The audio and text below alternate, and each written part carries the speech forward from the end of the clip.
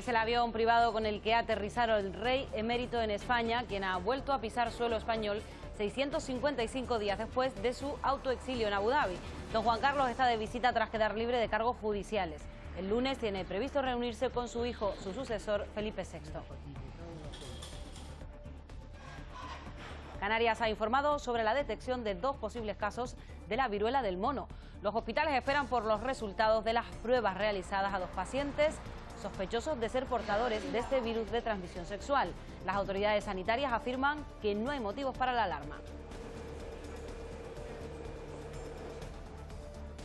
Las regiones ultraperiféricas han apoyado que Canarias sea la futura sede de la Agencia Europea del Turismo. La tasa verde al transporte aéreo que quiere imponer Bruselas fue otro de los asuntos tratados en Martinica. Los vuelos nacionales con destino a las islas no tendrán que pagarla hasta el 2030. Y en este programa veremos cómo trabajan en un colegio de Tacoronte, en Tenerife. Es uno de los pocos centros de Canarias que ofrece una formación dual en español y lengua de signos. Dirección y equipo docente hacen realidad la inclusión en aulas donde no hay diferencias entre oyentes y sordos.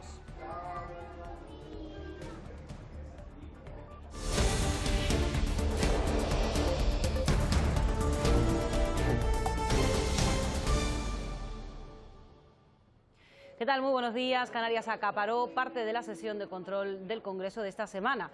Los nacionalistas reprocharon al presidente del Gobierno el secretismo en las relaciones con Marruecos y los incumplimientos con el régimen económico y fiscal canario. Coalición Canaria reclama al Gobierno que defienda el régimen económico y fiscal y corrija la directiva europea que impone un 15% en el impuesto de sociedades. Se cargan el régimen económico y fiscal. Es gravísimo y no es opinión de esta diputada, es opinión de todas las fuerzas políticas de Canarias. Iremos defendiendo en los foros internacionales con el resto de países que cuentan con regiones ultraperiféricas la necesidad de tener una consideración especial con este tipo de regiones. Nueva Canarias exige más transparencia en las relaciones con Marruecos tras el giro político respecto al Sáhara. Está muy bien que nosotros trabajemos a favor de las relaciones bilaterales, pero lo primero que tiene que ocurrir con las relaciones bilaterales es que tienen que estar sustentadas en la transparencia y en el respeto a la legalidad internacional. Quiero trasladar en este punto un mensaje de tranquilidad. No caben ni los hechos consumados ni las decisiones unilaterales. El ministro de Asuntos Exteriores anuncia que tras 15 años, en junio, se reunirá el grupo de trabajo que delimitará las aguas territoriales.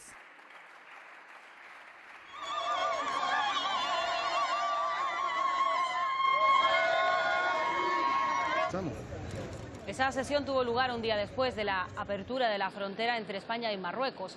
En las primeras 12 horas en el paso de Melilla, por ejemplo, se contabilizó el tránsito de unas 1.200 personas que volvían a tener contacto con los suyos después de 2 años de pandemia. El Ministerio del Interior ha informado que la reapertura será gradual para garantizar la seguridad y la salud pública.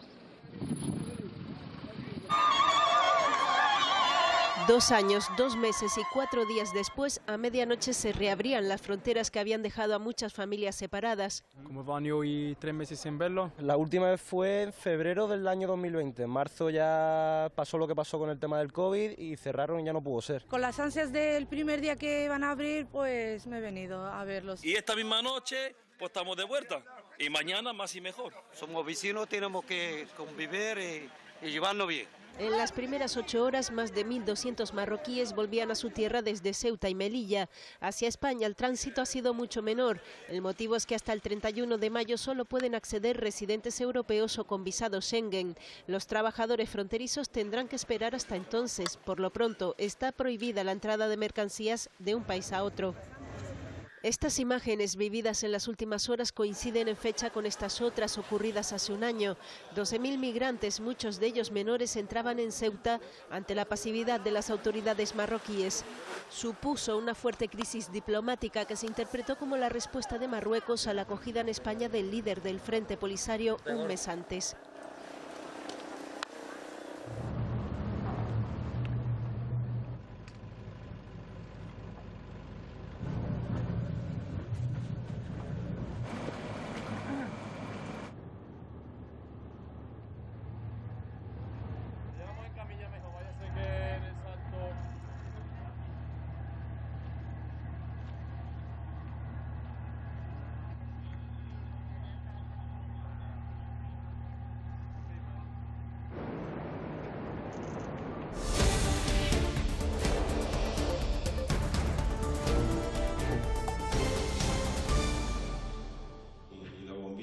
8 meses después de la erupción de Cumbre Vieja, 300 personas continúan sin poder volver a sus viviendas. Este lunes, reunión con las autoridades en los llanos de Aridane para pedir que se agilicen las ayudas prometidas. Lamentan la lentitud con la que se están tramitando para afectados que perdieron todo con el volcán. Que clarifiquen lo de los enseres que no han llegado, no están llegando a casi nadie, y la promesa de los 30.000 euros. Porque eso no arregla, pero alivia. Que los 300 que están en los hoteles desaliñados, desarraigados, que esa gente tiene que tener una solución. Situación diferente es la que se encuentran los vecinos de San Isidro, en Tazacorte.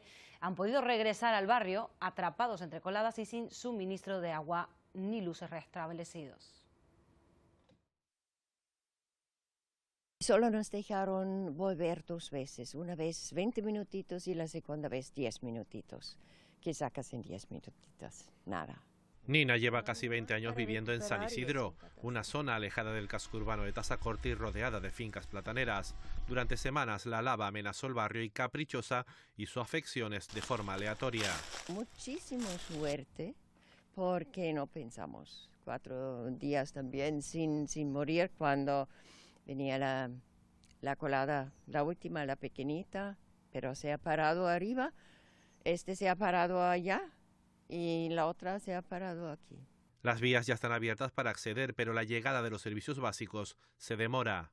Llevamos en botellas el agua para beber y bueno, el restito falta y tenemos un motor pequeñito para la luz, para un poquitito de la luz. Mirar alrededor es ver coladas en cualquier dirección, incluso en el mar, donde bajo sus casas se formaron las fajanas. Los trabajadores del Instituto Canario de Hemodonación y Hemoterapia continúan con sus movilizaciones para pedir que el servicio se externalice. Piden que sus plazas sean incluidas en las ofertas de empleo público que prepara el Gobierno porque temen que el instituto acabe siendo una empresa pública. El Gobierno de Canarias, que niega la externalización, a la hora de estabilizar el personal, en vez de sacar las plazas con el Gobierno de Canarias, las saca fuera, como si ya fuera una empresa pública. Y el ICH no es una empresa pública, el ICH está dentro de la comunidad autónoma, sigue siendo un servicio público y vamos a seguir luchando porque lo siga siendo. Chantajes en Internet a usuarios que habían accedido a anuncios de prostitución. La Guardia Civil investiga casos en diferentes puntos del país. Recomienda a las posibles víctimas que denuncien desde el primer momento. Visitan una página web de anuncios para pagar por tener sexo con mujeres y acaban siendo extorsionados. Ese encuentro no se produce porque se trata de un perfil falso. Detrás, unos estafadores que les amenazan con revelar sus datos y hacer público que acceden a Internet en busca de prostitución. Las cantidades empezaron siendo pequeñas y cada vez se han ido incrementando. Empezaron por cantidades de 500 hasta una de las últimas que hemos tenido, que ha sido alrededor de 10.000 euros. Y si no los pagan, siguen acosándoles por WhatsApp y amenazándoles con presentarse en sus domicilios y en sus trabajos. Primero es una llamada y luego por WhatsApp normalmente te suelen pedir o visum o transferencias de dinero inmediatas. Una docena de hombres lo ha denunciado ante la Guardia Civil solo en Gran Canaria. También a nivel nacional me han puesto en contacto con otros compañeros y también están teniendo denuncias de este estilo. La Guardia Civil, encargada de la investigación que continúa abierta, recuerda la importancia de denunciar y no realizar ningún pago a los estafadores. Que no, yo no lo disparé. Absueltos por falta de pruebas el cazador acusado de matar a un halcón tagarote, especie protegida, en el barranco de La Sorrueda, en Gran Canaria, hace 4 años. El juez ha considerado probado que el animal murió a causa de unos disparos, pero no que el acusado fuera el autor de los mismos. La acusación había pedido una pena de 2 años de cárcel para el procesado.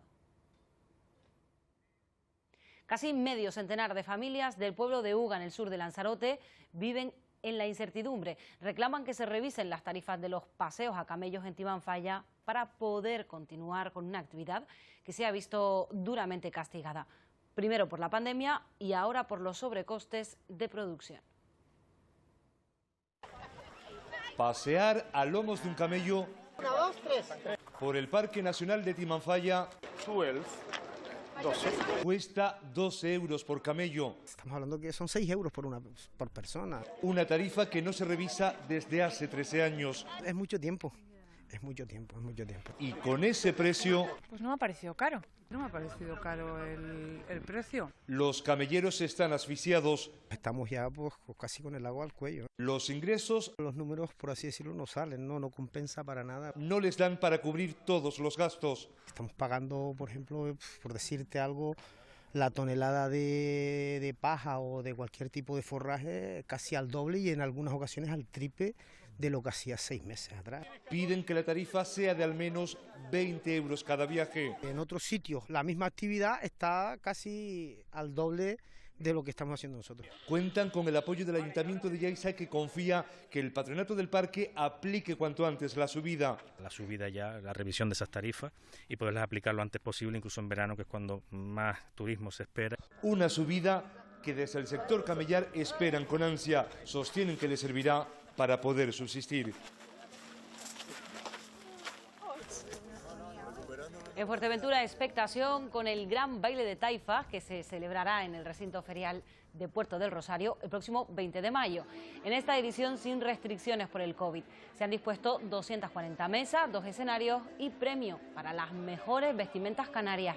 La organización espera a más de 10.000 personas. Que afortunadamente en torno a nuestras culturas y nuestras tradiciones pues podemos disfrutar de esta fiesta familiar en el que la música tradicional, la vestimenta tradicional, la gastronomía, en esas mesas pues podremos ver pues la máxima expresión de la canariedad.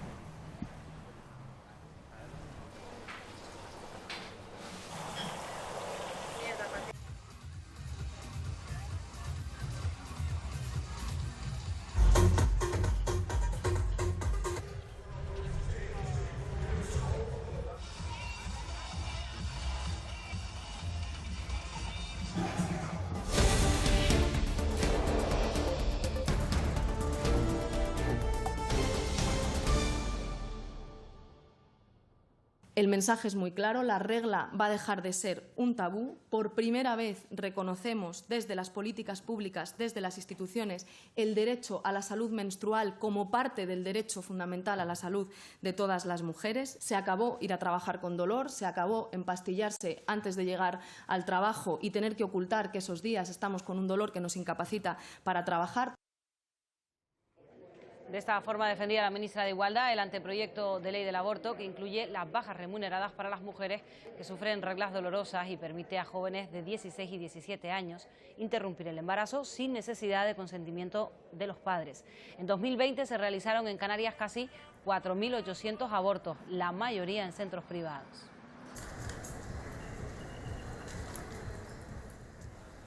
En 2020 solo 150 abortos se realizaron en hospitales públicos y porque se daban situaciones muy concretas. Malformación fetal por patología grave materna o aquellas que son producto de las agresiones sexuales. El resto de las interrupciones que ahora mismo se practican en Canarias están derivadas a la sanidad concertada. La nueva ley prevé convertir el aborto en una prestación más de los hospitales públicos.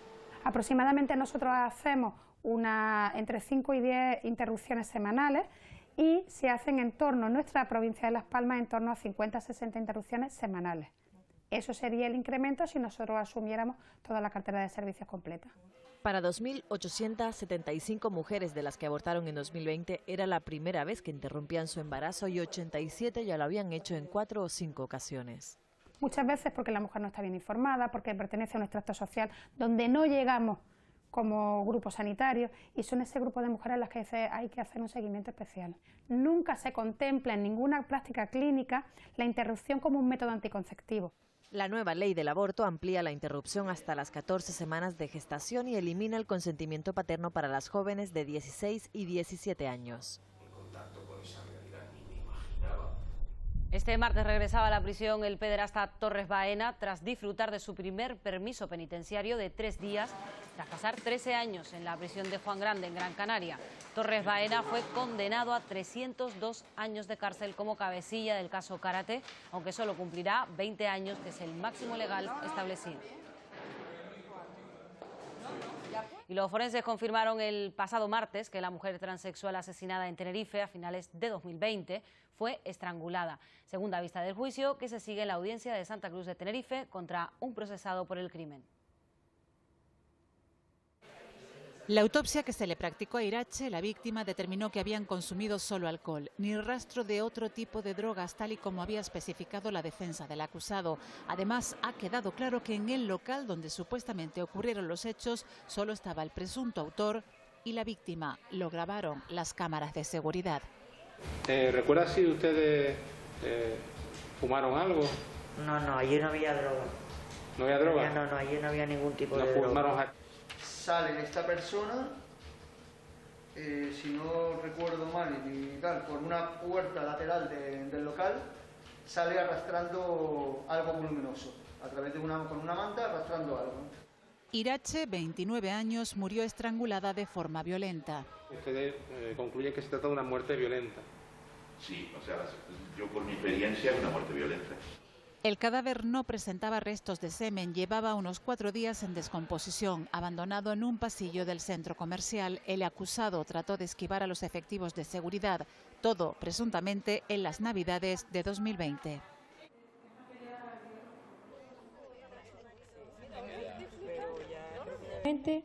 Contabilizados como asesinatos de violencia de género. El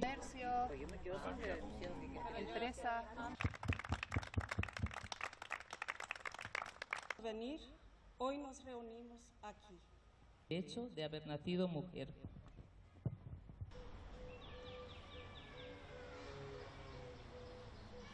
Nuestro país en Latinoamérica. Y la denuncia contra el obispo de Tenerife, Bernardo Álvarez, por unas polémicas declaraciones sobre la homosexualidad en un programa de esta casa, ha sido archivada. El Ministerio Fiscal no ve indicios que justifiquen su procesamiento por un delito de odio. Álvarez comparaba la homosexualidad al alcoholismo en una entrevista donde también afirmaba que era un pecado mortal si se practicaba de forma consciente. Estas declaraciones generaron polémica y el rechazo de colectivos LGTBI e instituciones públicas canarias. Y seguimos en Tenerife con la polémica en torno a la construcción de un complejo turístico en el puertito de Adeje. Tras las concentraciones del pasado fin de semana, el Cabildo ha anunciado que revisará el expediente que autoriza su construcción. Ante la presión ciudadana sobre la construcción del proyecto urbanístico y turístico Cunas del Alma en el puertito de ADG, el Cabildo de Tenerife ha sido contundente. Si no se cumple, el Cabildo directamente actuará. Aunque asegura que los informes que dependen del Cabildo no apuntan a que haya ocupación del espacio protegido. Nuestros técnicos han emitido informes que hasta ahora han sido favorables, no obstante, estamos revisándolos para que quede fuera de cualquier duda el que actuemos conforme a la legalidad. Sin embargo, varios grupos ecologistas creen que ya existe esa alteración paisajística. Es que es absurdo. Hace una semana estaban aplaudiendo el comienzo de la construcción del hotel que va a destruir uno de los últimos pueblos canarios y luego dicen que van a revisar los informes. Ya hemos visto montañas de cardones arrasados por las palas y esas imágenes aéreas donde la carretera que están construyendo está destruyendo todo ese espacio natural. Y hacen hincapié en que se pretende acabar con una de las últimas zonas del sur de Tenerife que quedan sin construir y sin masificar. La paralización de las obras de la construcción de un edificio en la conocida como Casa del Doctor Polinario, en la playa de las Canteras, ha sido contestada. Los promotores de la obra denuncian en un informe que la casa no tiene ningún valor histórico ni arquitectónico, porque ni fue la primera vivienda del doctor, ni tampoco un proyecto del conocido arquitecto Laureano Arroyo. El Cabildo analiza en estos momentos la documentación aportada y el Gobierno canario no descarta que pueda ser catalogada como bien de interés cultural. Y en La Gomera ya ha comenzado el asfaltado de la carretera de los accesos a Seviños, en el municipio de Agulo. Estos trabajos facilitarán el tránsito de todo tipo de vehículos por el barrio de La Palmita. Es un enclave próximo a una de las zonas de mayor densidad boscosa del Parque Nacional de Garajonay. Mejorar la accesibilidad a núcleos que tienen interés turístico, pero sobre todo para mejorar la calidad de vida de los ciudadanos que viven en cada uno de estos enclaves, porque es necesario que llegue la ambulancia y es necesario que llegue cualquier tipo de transporte. La colonia agrícola penitenciaria de Tefía está grabada en la memoria de los que celebran el Día Internacional contra la Transfobia en Fuerteventura. La Ley de Vagos y Maleantes de 1954 justificó su apertura al considerar a los homosexuales como delincuentes solo por su condición sexual. Fueron condenados por el simple hecho de querer a otra persona de su mismo sexo. Eran llevados a juicios en los que la legalidad brillaba por su ausencia. Irregularidades administrativas, irregularidades judiciales, falta de defensa, porque la mayor parte de ellos no nombraban defensor particular, ni se les nombraba ninguno de oficio. Franco tenía la magnífica idea que pensaba que no estaba arrestando homosexuales, sino que los iba a reconvertir en buenos cristianos y en buenos españoles. Un lugar donde los derechos humanos no existían. Las condiciones en Tefía fueron terribles, ¿no? Picando piedra, levantando muros, un hambre atroz que pasaron, que les hacía buscar incluso comida en la basura, palizas y malos tratos, humillaciones. Los testimonios calificaron la estancia en Tefía como un campo de concentración nazi. Decía que solo faltaban los hornos crematorios. Hay quien se casó después incluso con mujeres para rehacer su vida y olvidar todo aquello. Y hay quien simplemente no lo ha superado. Testimonios que forman parte de la historia de horror que vivieron los homosexuales en España.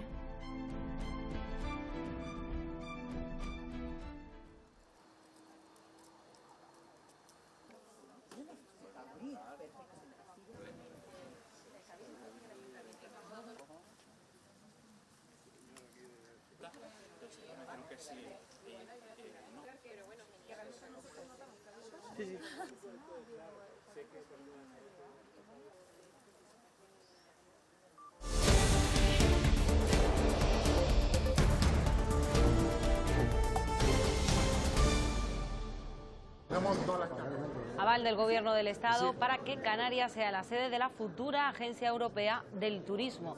El anuncio se ha hecho durante la celebración de la Conferencia de Regiones Ultraperiféricas que tuvo lugar esta semana en la isla de Martinica.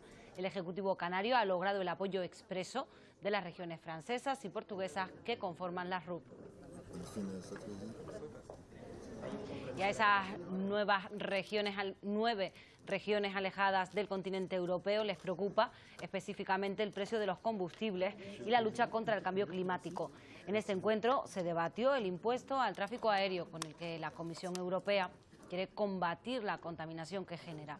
Las RUP han pedido tiempo para implantar esa tasa verde. Por el momento han logrado que haya una exención hasta el 2030 y que no se aplique en los vuelos nacionales entre Canarias y la península.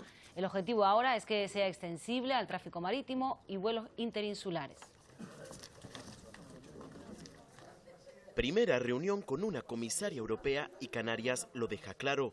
La excepción planteada para el impuesto verde no es suficiente. Desde Canarias creemos que también tiene que estar exencionado entre las islas y así lo considera también Elisa Ferreira, que va a trabajar para ello, lo cual es un resultado magnífico de la reunión tenida en el día de hoy, porque ese es el objetivo que perseguimos todas las regiones ultraperiféricas. A cambio, las islas se comprometen a aprovechar todo su potencial. Ariete fundamental en la defensa de las energías sostenibles y renovables y, por tanto, reconvertir, por ejemplo, el turismo hacia un turismo que sea sostenible, que sea también modélico. Para esa reconversión, la comisaria europea cree que Canarias debe aprovechar los fondos europeos. Una nueva forma de hacer turismo con una utilización de las energías renovables que puede ser algo muy interesante. Sobre la mesa también los fondos para La Palma y la inmigración. Canarias pide a Europa mayor sensibilidad en la acogida de migrantes. No es justo que toda la inmigración irregular quede en los territorios fronteras, ni que ante el actual marco legislativo los menores no acompañados terminen llegando y quedándose en las regiones fronteras. Mismas reivindicaciones que el presidente de Canarias le ha planteado a la secretaria general para la Unión Europea del Gobierno de España. Coalición Canaria no comparte el optimismo del Gobierno canario. El senador Fernando Clavijo asegura que el Gobierno canario no ha defendido como debiera en Bruselas esa exención hasta 2030. Es algo profundamente grave y creemos que el Gobierno de Canarias y el Gobierno de España, una vez más, han mirado para otro lado, quizás porque a lo mejor les viene bien la recaudación, pero estas son las cosas que lastran el futuro de lo que todos creemos que debe ser Canarias, que es una Canarias mucho más cohesionada, es una Canarias mucho más interconectada. El aumento de los costes por la inflación ha hecho que muchos presupuestos públicos estén al límite cuando aún quedan 7 meses para que acabe el presente ejercicio económico. Esta es la situación, por ejemplo, de las universidades canarias. Esta semana pedían al gobierno autonómico financiación extra para hacer frente a este desfase.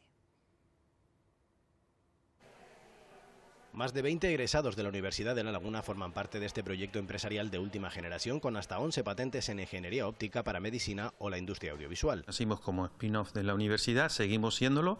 La universidad forma parte del accionariado y es una relación que fomentamos y gracias a la cual cada año incorporamos a bastantes egresados. Toda la industria basada en conocimiento promueve buenos salarios, excelentes salarios y promueve una diversificación económica que yo creo que las Islas Canarias necesitan. Sin embargo, proyectos como este y otros del Parque Empresarial Universitario Lagunero representan la contradicción que atraviesan las universidades públicas, dando soporte a grandes proyectos mientras alertan de un ahogo financiero inminente. Esa falta de financiación que a día de hoy, este año, nos hace que estemos totalmente ahogados y estamos pidiendo un flotador que nos permitirá sacar la cabeza del agua.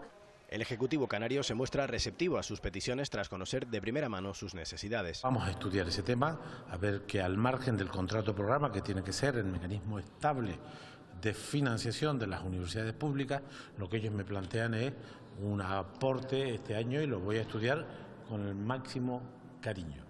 En el caso de la Universidad de La Laguna, la partida del consumo energético ha duplicado su factura, desequilibrando su presupuesto desde 2022.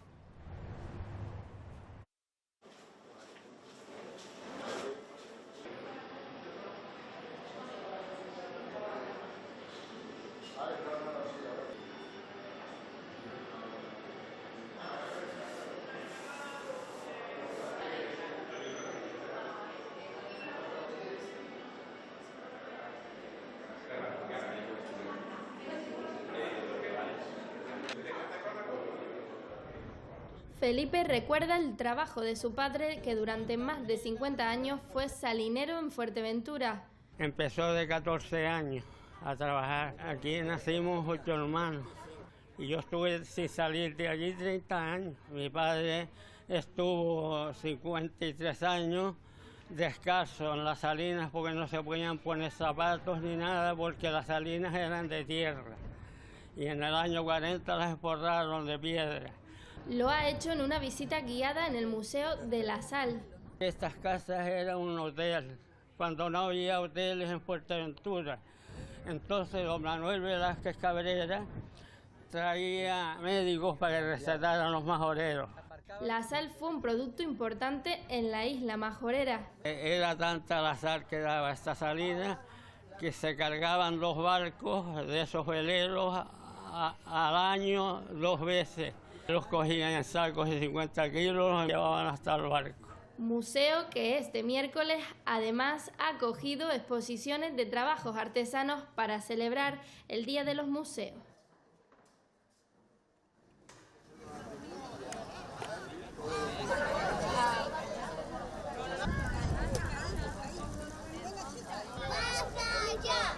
En teoría que los niños... En realidad yo soy la menos indicada.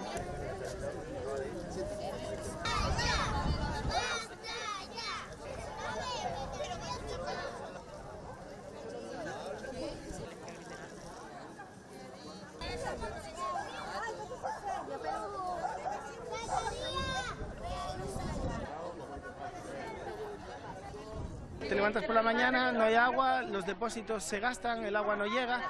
Yo creo que al mes, si tenemos 10, 11 días de agua, es mucho. Y viene por horas. A mí los árboles se me han secado. Que yo hay veces que tengo que poner la lavadora a los 15 días. Así que como no tiene presión el agua, pues no funciona la lavadora. Y eso es así, pues todo el mundo. La iniciativa Mascarilla 19, la que lucha contra la violencia machista a través de las farmacias, crece. Ahora se quiere involucrar a la población en general con formación e información específica en el ámbito municipal. Mascarilla 19 sale de las farmacias con un objetivo clave. Que la violencia en sí misma se sienta acorralada, señalada, discriminada y que tenga un impacto disuasorio en los agresores. Para ello se ponen en marcha 2 proyectos piloto en Tías, Lanzarote e Ingenio, Gran Canaria. En lo que va a consistir es en 2 líneas de trabajo, una hacer formación con los agentes sociales del municipio, asociaciones vecinales, asociaciones empresariales y además otra segunda línea de trabajo de difusión y sensibilización. Porque en un diagnóstico previo han detectado que esta formación e información sigue siendo necesaria. Sigue destacando la evidencia de que existe un sector negacionista de esta violencia. Hay muchas personas que piensan yo no soy víctima de violencia de género y sin embargo lo están siendo por muchos motivos y eso es lo que tenemos que llegar a entender. Cada localidad cuenta con más de 53.000 euros y tras 9 meses se realizará un nuevo análisis para trasladar el proyecto al resto de Canarias. Expectación en Santa Cruz de Tenerife ante la inminente celebración del Carnaval de 2022, el primero de su historia en pleno mes de junio. Este miércoles, recepción oficial en el Ayuntamiento de las participantes de las galas adulta, infantil y de los mayores. El alcalde y el concejal de fiestas entregaron a cada una un ramo de flores antes de posar para la tradicional foto de familia. La fiesta arranca el 3 de junio y acabará el 26. Muy emocionados de volver a recuperar los actos tradicionales de nuestro carnaval. Un carnaval diferente, un carnaval en junio, pero con la misma ilusión, yo diría que con más ganas incluso que otros años. El municipio Gran Canario de Gáldara acogió esta semana la presentación de un libro sobre la tradición numismática en Canarias. Su autor, un apasionado del mundo de las monedas, ha logrado identificar a un metal del año 1531, ¿no?, de los primeros que fueron acuñados en Sevilla para ser usados en las islas. Un domingo de los tantos que venía por aquí en el mercadillo, apareció un lote en una cajita que la vendió un señor mayor y eran poco más que chapas. Puede parecer fruto de la casualidad, pero lo cierto es que desde pequeño Santiago colecciona monedas. Su afición fue creciendo y en los últimos 30 años se ha dedicado a bucear en todo tipo de archivos, investigando. De ahí que diera con el mayor descubrimiento de numismática de Canarias. Está acuñada para Canarias, se hizo en Sevilla. Y además de describir la pieza como maravedí, medio maravedí y 4 maravedís, habla de que es vellón y habla además de que el diseño de la moneda sea unas de saetas en una de las caras y un yugo en otra de las caras. Y hasta ahora, por desconocimiento, se han vendido incluso en subastas online. Una de estas piezas que se vendió por un precio de poco más de un café. Se hicieron 3 millones de maravedíes, 3 millones de piezas, de las que esta es una auténtica joya descubierta con el paso de los siglos.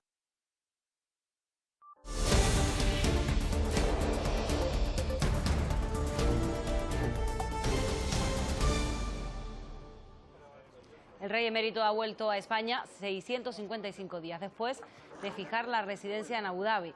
Don Juan Carlos aterrizó el pasado jueves por la tarde en Galicia, donde fue recibido por una pequeña comitiva en la que se encontraba la infanta Elena. El rey emérito permanecerá el fin de semana en Sanxenxo, donde se ha activado un amplio dispositivo de seguridad. Es una de las imágenes del día, la vuelta del rey emérito después de casi 2 años fuera de España. En un avión privado proveniente de Abu Dhabi ha llegado al aeropuerto de Vigo después de 8 horas de vuelo. Fue trasladado en medio de un importante dispositivo de seguridad hasta la casa del regatista Pedro Campos, amigo de Juan Carlos I y donde se alojará durante su estancia en el país. El rey emérito participará este fin de semana en la regata de vela del Trofeo Interrías del circuito Copa de España 2022. El próximo lunes viajará a Madrid para reunirse con su hijo Felipe VI, la reina Sofía y los demás miembros de su familia antes de regresar a los Emiratos Árabes. Con este viaje cumple su promesa de volver a España después de 655 días de ausencia. Rusia ha expulsado a 27 empleados de la Embajada de España en Moscú y del Consulado General en San Petersburgo. Han sido declarados personas no grata. El Ministerio de Asuntos Exteriores esperaba esta decisión después de que hace mes y medio hiciera lo propio con los diplomáticos rusos en Madrid. Eso sí, confían en que se pueda mantener al embajador español en Moscú. También han expulsado a 58 diplomáticos de Francia e Italia. Turquía ha anunciado que se opondrá al ingreso de la OTAN de Suecia y Finlandia, país que este fin de semana se podría quedar sin el gas ruso por negarse a pagar en rublos. En el sur de Ucrania, mientras tanto, cerca de 2.000 soldados ucranianos podrían haberse rendido en la acería de Azovstal, en Mariupol, según Moscú. Los prisioneros han sido enviados a una antigua colonia penal en la ciudad de Olenivka, controlada por el ejército de Putin, cerca de Donetsk.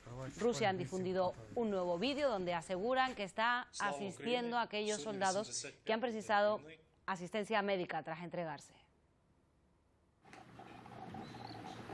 Y la base militar de Olla Fría continúa con el adiestramiento de los soldados que forman parte del régimen Tenerife 49. Estos militares forman parte de los contingentes españoles que participan en misiones dentro y fuera del país.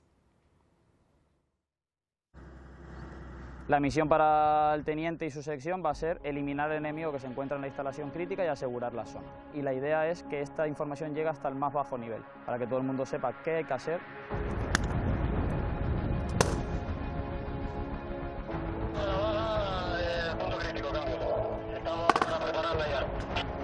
Picadillo recibido, trátela de la Jarocho a segunda cobertura.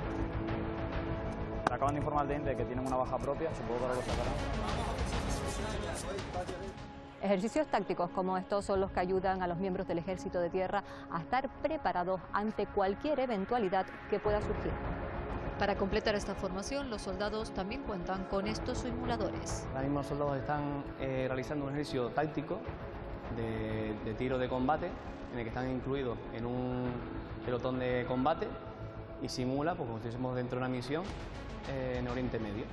En torno a 3.500 personas trabajan diariamente en las operaciones permanentes, unas operaciones que consisten en patrullas de presencia y vigilancia pues a lo largo de estos territorios fronterizos de soberanía y con la finalidad fundamental de tener un conocimiento de la situación y poder anticiparse a cualquier crisis que se pueda desencadenar. Las Fuerzas Armadas están compuestas por 120.000 personas entre hombres y mujeres que están constantemente formándose y preparándose para actuar en el momento en el que se les necesite, ya sea en España o fuera de nuestras fronteras. Coincidiendo con la conmemoración de los 40 años de autogobierno de Canarias, la Mesa y la Junta de Portavoces del Parlamento han celebrado sus habituales reuniones en Madrid, en el Palacio del Senado. Los diputados canarios han pedido en las Cortes que se mejoren los mecanismos que permiten la participación de la Cámara Autonómica en las iniciativas legislativas que tengan que ver con los fueros canarios. Nuestro Estatuto de Autonomía, que como sabemos es una ley orgánica, por tanto de cumplimiento obligatorio, que vincula a todas las instituciones del Estado y que prevé la participación del Parlamento de Canarias de una manera activa en aquellas decisiones y procedimientos legislativos que afecten, entre otras cosas, al régimen económico y fiscal. Preocupación en la sanidad pública española por la detección de varios casos de viruela de mono en Madrid y en Gran Canaria. El Instituto Nacional de Microbiología estudia las pruebas realizadas a un joven que está bajo tratamiento ambulatorio. Primer caso sospechoso de viruela del mono en Canarias. Se trata de un varón joven con síntomas similares a esta patología. Debutó con un cuadro de fiebre, un cuadro febril elevado, y que luego ya posteriormente empezó con las manifestaciones clínicas, ¿no? A la espera de conocer sus resultados, Sanidad ya ha activado la alerta después de confirmarse 7 casos y otros 22 posibles, todos hombres en Madrid. Que se está dando en determinadas personas que mantienen prácticas de riesgo, prácticas sexuales de riesgo, y esto está haciendo también que desde el punto de vista epidemiológico sea más fácil cortar las cadenas de transmisión. La viruela del mono es una enfermedad zoonótica, es decir, se transmite de animales a humanos y entre sus síntomas destacan malestar general, dolor de garganta y de cabeza son sintomatologías típicas de infecciones virales. Cuando debemos preocuparnos es cuando aparecen estas pústulas o exantemas, pues sobre todo en las zonas de las extremidades. Tranquilidad, ya que no es muy frecuente y su transmisión no se propaga fácilmente entre personas. Si se sigue comportando como lo hemos visto en otros brotes, pues no debería preocuparnos, pero reitero que debemos de ver qué es lo que ocurre en los próximos días. Y aunque no existe tratamiento específico, su letalidad es baja. En caso de síntomas, es crucial telefonear al centro de salud y aislarse.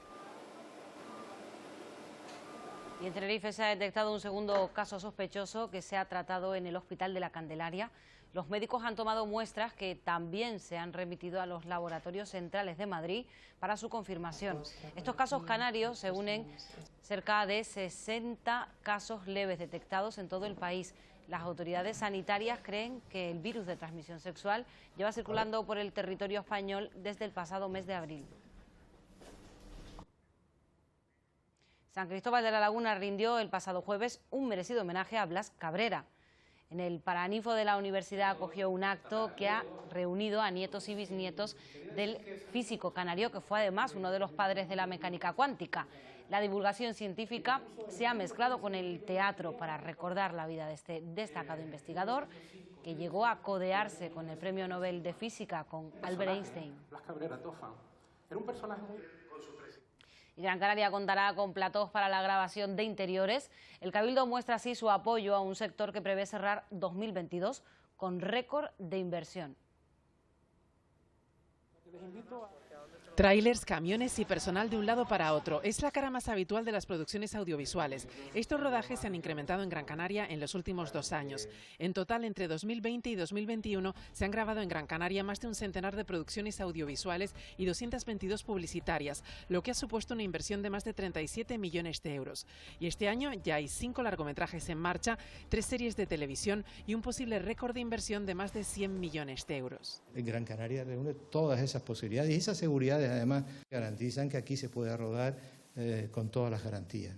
La variedad de las localizaciones de la isla y su seguridad están ayudando, pero también los incentivos fiscales después de que el marco regulatorio ya se haya estabilizado en una deducción para Canarias de 18 millones de euros. Costó muchísimo y ustedes han seguido todo el procedimiento para alcanzar las bonificaciones que hoy tenemos, pero yo creo que hay que seguir avanzando. Y las perspectivas para la isla pueden mejorar aún más a partir de finales de este año, cuando estén funcionando los platós que está construyendo el Cabildo junto a Infecar. Será la primera isla que disponga de una infraestructura de estas características. Luego eso nos hace que nos pongamos a la vanguardia. Estos platós permitirán que las productoras de cine rueden las escenas de interior en Gran Canaria, algo que hasta ahora no podían hacer en las islas.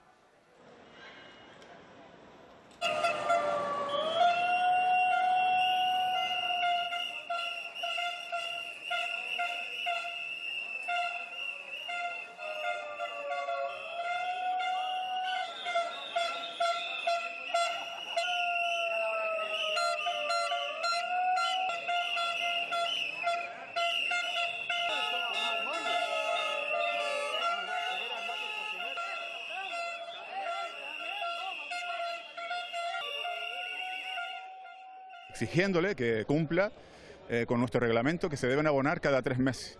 No es de recibo que estemos un año todavía esperando por el pago de las horas extraordinarias, cuando ha sido él el que nos ha exigido estos esfuerzos. Todos los años tenemos esta reivindicación. Desde que yo era concejal de Recursos Humanos, que se pagaban al final del año. Las horas extras, un derecho, se cobran y sin ningún tipo de problema. De hecho, hasta ellos saben dónde está el expediente, porque está el expediente de intervención y en cuanto firme se le ingresará la nómina. Y vuelven los fuegos artificiales a las canteras para la noche de San Juan. Tras el parón por la pandemia, las fiestas fundacionales de Las Palmas de Gran Canaria contará con un amplio programa de actos. Comienzan el 3 de junio con la lectura del pregón.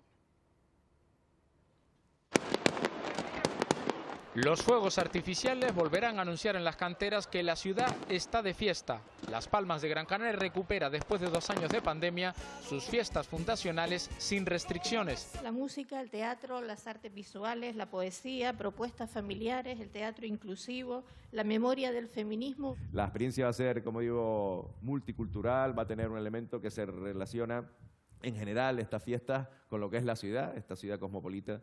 La noche de San Juan habrá 2 escenarios con conciertos de la Orquesta Mondragón o David Bustamante. Durante los 23 días de fiesta habrá hueco para la zarzuela, la propuesta Cleos Quiniguada o la música de Mestizay, Fito y Fitipaldis o Joan Manuel Serrat. El pregón, el 3 de junio, a cargo de José Brito. Bueno, estaré muy respaldado con la Orquesta Sinfónica detrás, con un coro maravilloso, pero yo sí que no podía pasar esta oportunidad para que estuvieran acompañándome los niños y las niñas de barrio. Un proyecto Barrios Orquestados que ha desembarcado ya en Honduras y Chile.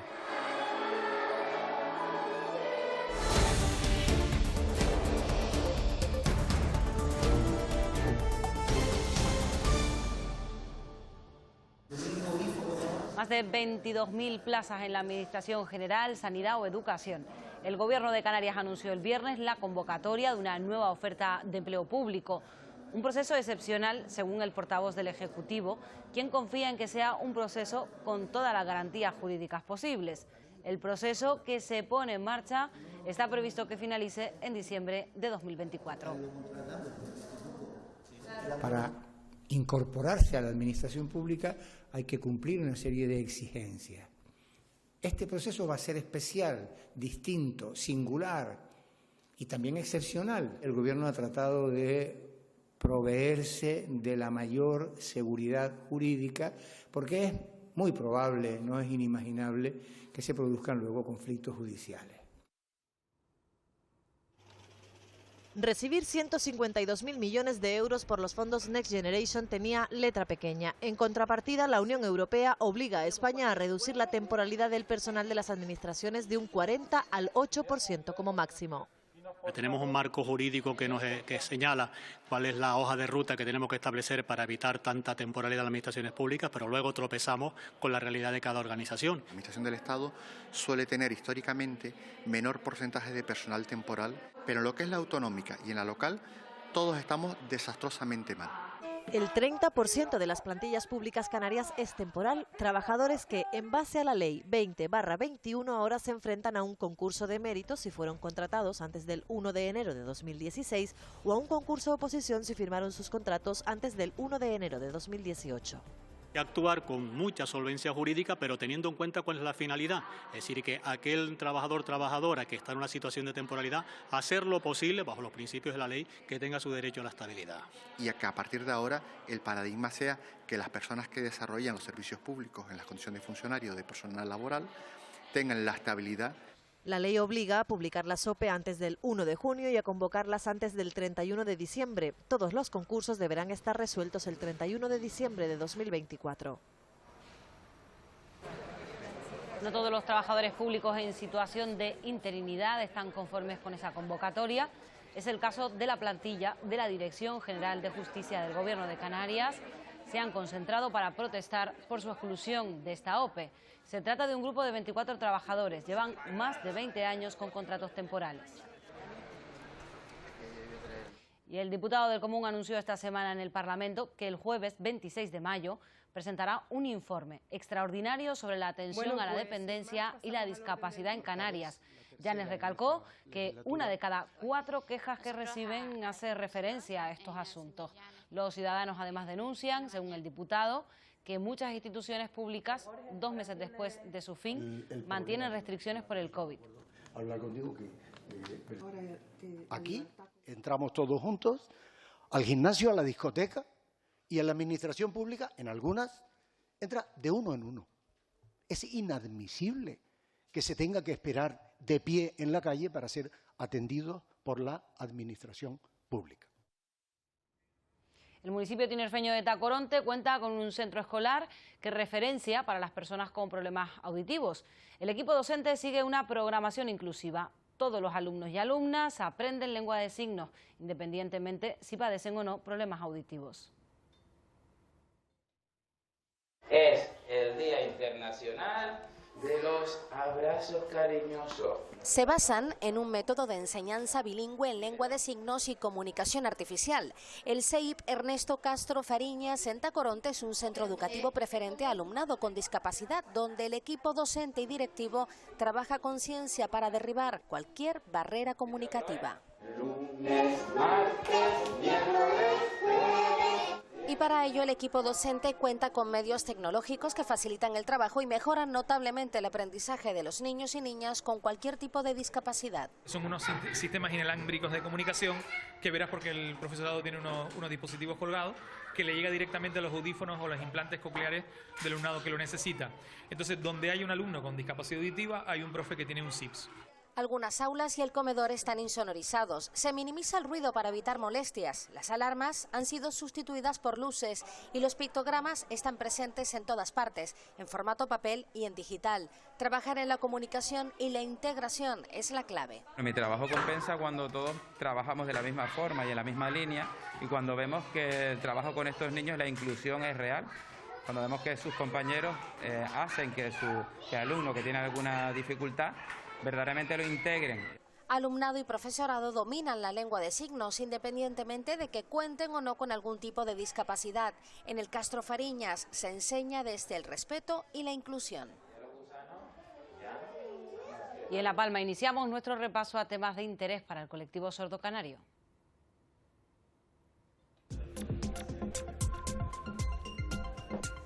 El Servicio de Atención Especializada para el Colectivo de Personas Sordas de La Palma organiza una charla sobre autoconocimiento, crecimiento personal y motivación con la ponente Débora Viña. Se realizará el 25 de mayo a través de Zoom. Los interesados pueden inscribirse a través de socia.lapalma@facicam.org o a través del número 623-388-242. El primer encuentro de personas sordas y familias organizado por Asorte tendrá lugar el próximo 28 de mayo en el Colegio Ernesto Castro Fariñas, de 9:30 de la mañana hasta las 3:30. Los interesados podrán inscribirse a través del correo electrónico actividades@asorte.org o a través del número 620 76 31 14. La Concejalía Municipal de Educación del Ayuntamiento de Arona organiza el próximo 25 de mayo a las 6 una charla sobre el papel de la familia en la educación emocional. El encuentro se realizará en el Centro Cívico Cabo Blanco y contará con una intérprete de lengua de signos.